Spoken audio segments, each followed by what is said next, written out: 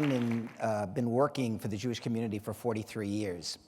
And from the very beginning, the idea of strengthening Jewish identity has been the most important thing in my life. I came into this at a critical moment in Jewish history. It was around 1970, and we just began to emerge from a long period of assimilation for American Jews. Basically, American culture is the most powerful assimilatory culture since Hellenism took over half the world. So when my grandfather, Harry Markowitz, came to this country, what Harry wanted more than anything else was for his children and grandchildren to grow up to be good Americans. And if you had said, Harry, aren't you concerned that they're not going to be Jews? He would have said, what are they going to be, bananas? Apples? If you're born a Jew in Ukraine, you die a Jew in Ukraine. But in America, it's different. In 1959, Look magazine published a cover story. It was called The Vanishing American Jew. The good news is, Look magazine vanished, but we're all still here. And yet, the trend lines were not good. All of us know that after that wonderful experience, the American Jewish community, a sense of renewal after the Six-Day War, by 1987, the statistics were really bad. Things were really beginning to fall apart, and we knew it. When I came to Boston in 1987, the heart of what I tried to do was to restore a sense of the glory of Jewish learning, the beauty of Jewish learning, the importance of Jewish learning. Personally, I wasn't worried about the Look magazine story. Not really worried that the demographic decline of the American Jewish community was dangerous.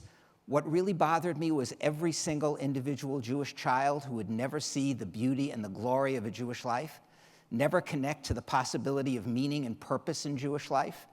America does great things.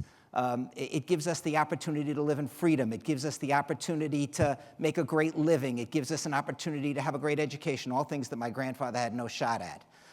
But America doesn't provide other things, doesn't provide a sense of purpose, doesn't provide a sense of meaning, doesn't provide a sense of community. It leaves us adrift in space, adrift in the universe. Without all of those things, no matter how much material wealth we give our kids, if we're missing that, we're missing everything. We don't give them the one thing that's most important.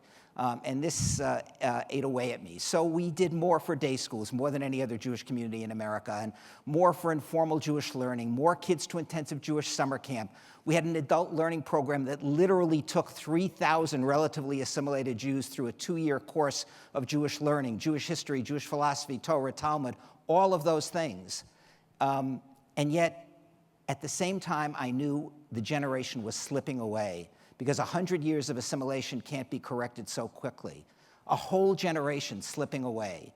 And you could see it in all of the statistics. And what were we going to do about it? I thought that we needed a miracle, something amazing to change the Jewish future at that moment in time. For a miracle to actually happen, though, first of all, you have to kind of notice that it's happening. I take us back to Moshe Rabbeinu. He's in the desert looking after his flocks, and he sees a burning bush. And you know what? He notices. That's what the Torah says. He turned aside because he noticed. And it was only after he noticed that Hashem started to talk to him. God saw that he noticed, and because God saw that he noticed, God started to speak to him and give him some sense of what his destiny and the destiny of the Jewish people was ultimately going to be. So what's the miracle that we needed? You know what? Birthright is not perfect. But Birthright is taking 35,000 North American Jews to Israel this year, between 18 and 26. There are only 70,000 Jewish births a year in North America. That's half a generation.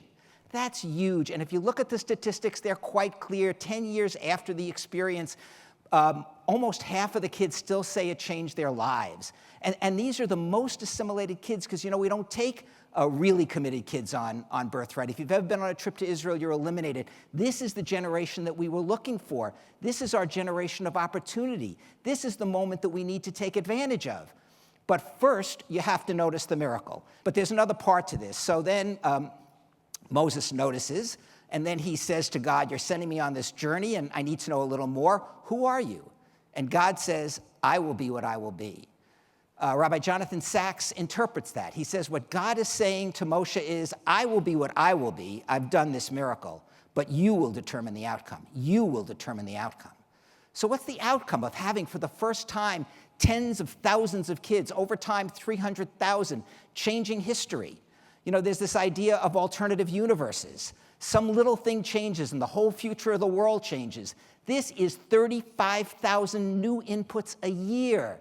How many scholars, how many great rabbis, how many philanthropists, how many people who simply will marry someone Jewish or raise Jewish children, how many people who won't marry Jewish but decide to raise their kids as Jews? How many? Almost infinite. An almost infinite amount of change that will take place. But what's our job? God will be what God will be, but we will determine the outcome. So where do we take this? After 1967, guess what? We put all of our energy into saving Israel. God bless us for doing that. But we forgot about what we needed to do to build a generation that was beginning to be inspired. They needed to learn. They needed to see the glory of Judaism. They needed to see the possibilities of Jewish life. They needed to be inspired, and we failed them. The federations failed them. The synagogues failed them. We all failed them. We failed a generation. And now we have a new generation and a new opportunity, and what will we do? I think we need to focus on this generation of young adults like they were diamonds. I think we need to think about them in a brand new way. We need to change the way we do business in the American Jewish community. We need to do many things. Number one, we need to believe in ourselves. We can do amazing things with these young people. In Boston, we made a decision to put a full-time person on every campus as a teacher and an inspirer, picking up on every single Birthright returnee to do everything we could. And you know what? We've involved 80% of them on campus when they come back. We can do this thing. But we need to think bigger. We need to plan bigger. We need to engage more. We need to understand that this is a networked group of young people. And we need to use those networks to spread the word that this is something important and inspiring. We need to break down the barriers. I do not care whether our federation gets credit for anything. Let the Hillels get credit. Let the other organizations get credit. Let's work together to take advantage of this amazing opportunity. We put $750,000 into young adult programming beyond the campus because we said, let Moishi House thrive, let present tense thrive, let everything thrive that we know can do some good. It's not any one thing with the young adults. They're like the rest of us. They believe in everything. There are conservatives, there are liberals, there are people who want peace, there are people who believe that we need to be strong. There's every type of human being emerging in this generation. We need to find a way to touch those people because this is a magical moment.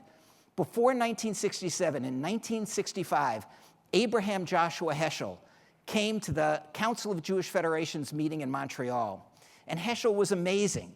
He warned them. He said, you're losing an entire generation.